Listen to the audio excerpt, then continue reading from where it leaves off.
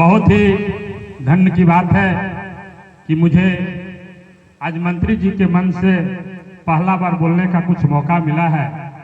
सर्वप्रथम मैं उन महान आत्मा का सत सत नमन करना चाहता हूं जिन्होंने 1972 में इस सुदूर इलाके में इस विद्यालय का स्थापना किए थे, जिनका नाम था श्री सम बिहारी सिंह जी।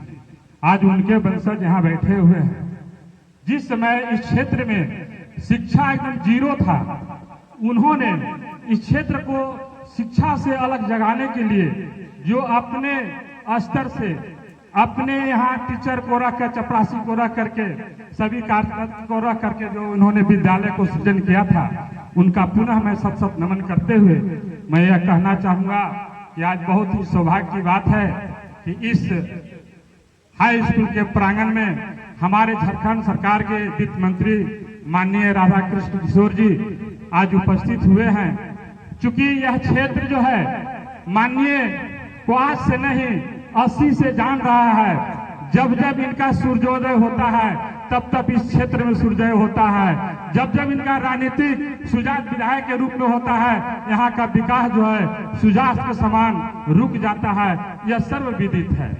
मैं बराबर मंत्री महोदय जी से यह आग्रह करता रहता हूं कि सर, इस क्षेत्र में यह काम करना है, यह काम करना है। और मैं समझता हूं कि जो जो काम मैंने अभी तक रखा है माननीय मंत्री जी के द्वारा संबोधित कर ही दिया गया है।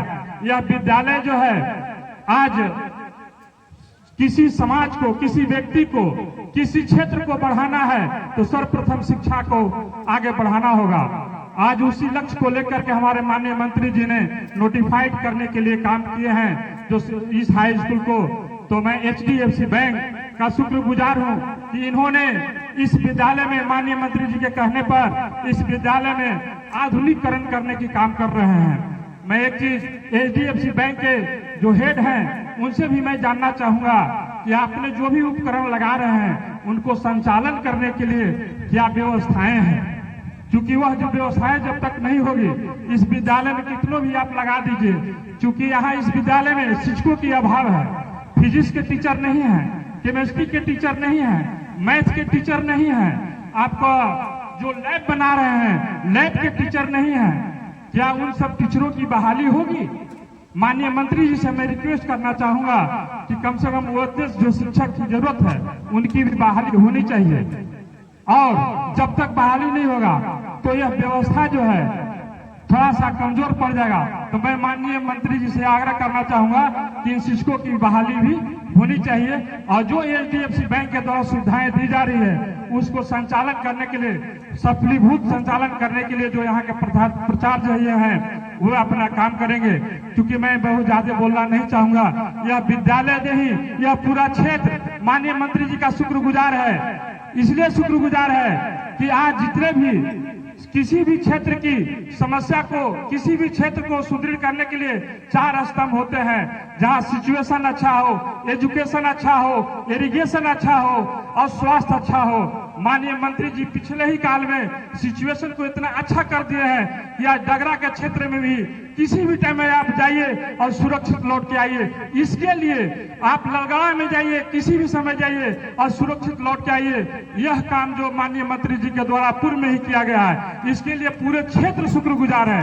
क्योंकि जब तक क्षेत्र में अमन चैन नहीं होगा, रोड कितना अच्छा बन जाएगा, उसको रोड पर चलने के लिए व्यक्ति जब सुरक्षित नहीं होंगे, रोड के क्या महत्व है। तो सर्वप्रथम माननीय मंत्री जी पिछले काल में ही जो हम सबों को सुविधा प्रदान किए हैं, जो हम सबको जो ये दिए हैं, सिचुएशन को अच्छा बनाए हैं, उसके लिए हम सब इस क्षेत्र के आम जनता शुक्रगुजार है। और शुक्रगुजार का परिणाम है कि आज माननीय मंत्री जी को जिताने का काम किया है इस क्षेत्र के लोगों ने।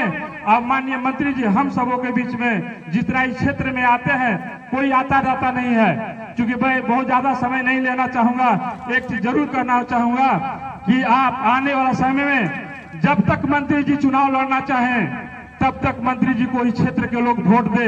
यही मैं ज्यादा नहीं बोलना चाहूंगा। इन्हीं चंद शब्दों के साथ मैं पुनः माननीय मंत्री जी से कहना चाहूंगा कि इस विद्यालय को मंत्री महोदय जी आप गोद ले लीजिए, यह विद्यालय को आप बेटा बना लीजिए।